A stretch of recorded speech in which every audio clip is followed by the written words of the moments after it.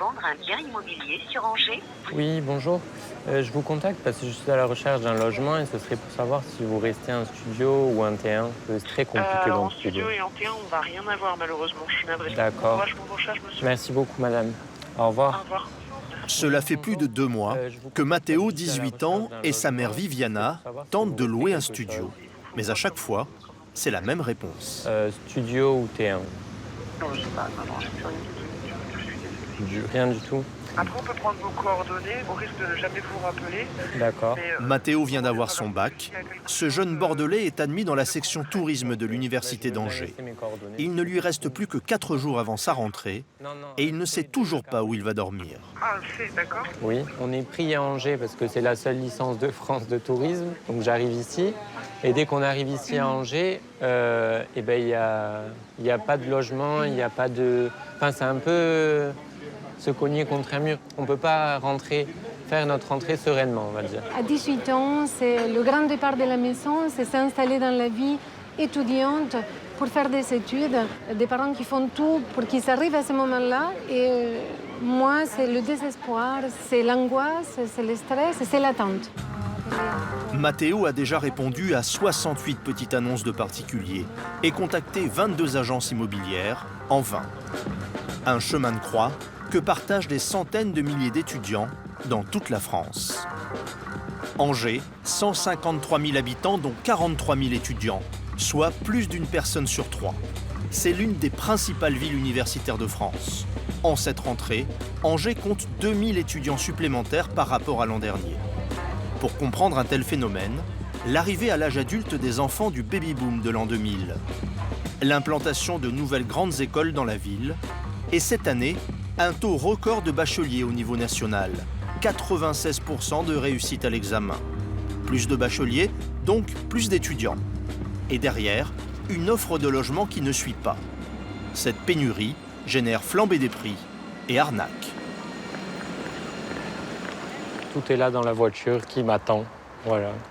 Les valises, là, les cours, le coussin, la couette. En attendant de trouver un toit, Matteo et sa mère louent une chambre dans un Airbnb. Elle est professeure d'espagnol, son mari directeur d'hôtel. Matteo a donc des garants solides. Ils se sont fixés un budget de 300 €. Pour un prix moyen estimé à Angers à 14 € le mètre carré, il pourrait prétendre à un studio de 20 mètres carrés. Bonjour. Ce serait pour savoir si vous restez un studio ou un T1. Je suis étudiant. Oui. Pour la rentrée? Ouais. Là, Vous pour avez le pas moment, de j'ai préavis? rien du tout. D'accord. Vraiment rien du tout. Ok. Vous êtes énormément, vous êtes 40 000 étudiants arrivés Ouais. sur Angers et C'est hyper on ne peut compliqué. pas fournir. D'accord. Je suis vraiment désolée. Pas de souci. Bon Ouais. courage à vous. Ouais. Il y a beaucoup de personnes comme Matteo qui viennent vous voir là en ce Tous moment. les jours. Tous les jours. Bah, en fait, c'est vraiment la chance, hein, Ok. sincèrement. Bon. Courage à vous Merci. et bonne rentrée. Merci beaucoup. De la chance pour décrocher l'un des rares appartements qui se libèrent. Ouais, suivez-moi. Donc on est à 2 minutes de l'agence, à pied. Ah, donc c'est par ici. Lorlaï et sa mère Katia sont des privilégiés. Elle s'apprête à faire une visite. Enfin. Juste avant. Donc l'hypercentre-ville d'Angers est très étudiant. Donc bien sûr beaucoup d'ambiance. Hein, des soirées qui peuvent se finir assez tard. Et donc les habitants, les Angevins habitent plutôt hors de ce carré hypercentre. Voilà. D'accord, ok. Voilà. Un propriétaire vient de confier à Benjamin Gauthier la location de son studio. Le premier pour l'agent immobilier depuis 2 semaines. On arrive, donc comme je vous le disais, c'est un studio. Hein, donc on arrive dans la pièce principale 23 mètres carrés, non meublé. qui donne sur une cour. Ah oui, très bien. Ouais, c'est clair que oui. C'est super. Ouais. Donc ici, vous avez l'espace douche. Ouais, Donc ah bah tout oui. a été refait il y a à peu près 4 ans. D'accord. Pardon. Comment vous le trouvez? Bah, déjà, on rentre dans un appartement, donc c'est super cool. Et j'aime donc, bien, ouais, c'est très agréable. Très, très agréable, c'est très clair. Très lumineux. Oui. Originaire du Morbihan, Donc, ce logement- Lorlaï vient d'arriver à Angers pour suivre sa 3e année d'économie et de gestion. Vous m'envoyez, Le budget maximum prévu par ses parents est de 500 €. tout à proximité. Donc au niveau du prix, je crois qu'on est à 550 € plus 20 € de charge. D'accord, qui comporte principalement l'eau. L'eau, d'accord. l'électricité. L'électricité est à votre charge à rajouter en plus. Qui choisit le prix? Alors, le propriétaire nous demande des conseils sur la valorisation du loyer. Aujourd'hui, il a été effectivement gourmand, mais il connaît la conjoncture, il sait qu'on arrive en fin d'été et qu'il y a une terrible pénurie de logements. Donc il a bien compris qu'il pouvait aller sur un loyer très élevé, puisque 550 € pour 23 mètres carrés à Angers, on est dans les sommets quand même. Soit 2 fois plus cher que le prix moyen du marché sur la ville. Car ces petites surfaces sont très prisées des étudiants. Lorlaï et sa mère ne sont pas les seules candidates. Derrière, les visites s'enchaînent. Donc voilà le studio, 23 mètres carrés. Un étudiant en médecine, désespéré. Est-ce que ce logement vous intéresse? Oui, ouais. Ça m'intéresse. 1 mois que je cherche à peu près. 1 mois. Est-ce qu'il y a quand même de la lumière qui passe? Puis une étudiante en web marketing qui habite Rennes, à 130 km de là. Le frigo... Ça fait à peu près 3 mois que je cherche, dès que j'ai été prise dans l'école et après dans l'alternance. Et là, vous avez fait beaucoup de visites ou pas? C'est la première. C'est ma première visite sur 3 mois. Si elle ne trouve pas de logement, il ne lui restera qu'une seule solution. Et sinon, je vais prendre le train. Et on va faire comme ça. C'est 1h40 et c'est à peu près 300 € par mois. Soit plus de 3 heures de train par jour entre Rennes et Angers. Candidats vulnérables, les étudiants sont à la merci des arnaques au logement, devenues monnaie courante sur Internet. Lorlaï a failli en faire les frais. En surfant sur un célèbre site d'annonces en ligne, mais on voit bien que l'appartement avait l'air super. L'étudiante pensait avoir trouvé la perle rare. Un studio de 27 mètres carrés en plein centre-ville. Il était à combien? 375, toute charge comprise. Conquise par cette offre alléchante, elle envoie un mail au propriétaire. Ce dernier lui demande en retour une garantie pour le moins surprenante, une caution, pour soi-disant vérifier qu'elle sera bien présente à la visite, afin qu'il ne se déplace pas pour rien.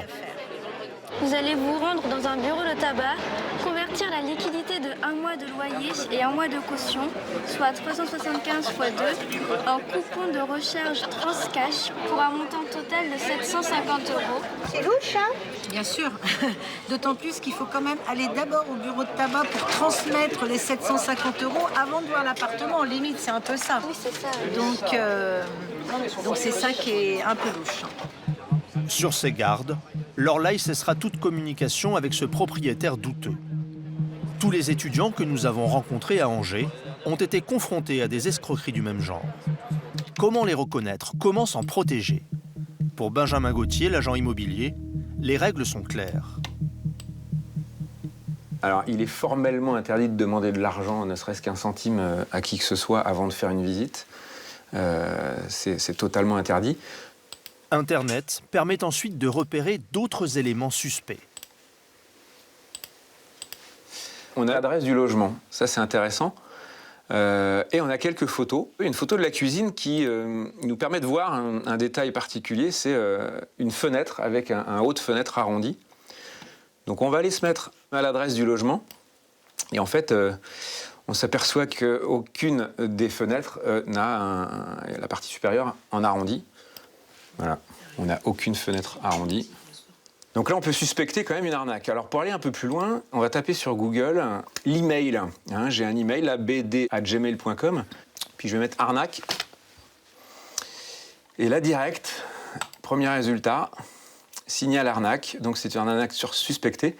Donc le 17 août, donc il y a à peu près 15 jours, on nous l'a signalé ce mail. Et là, c'est cette même personne loue un logement à Marseille.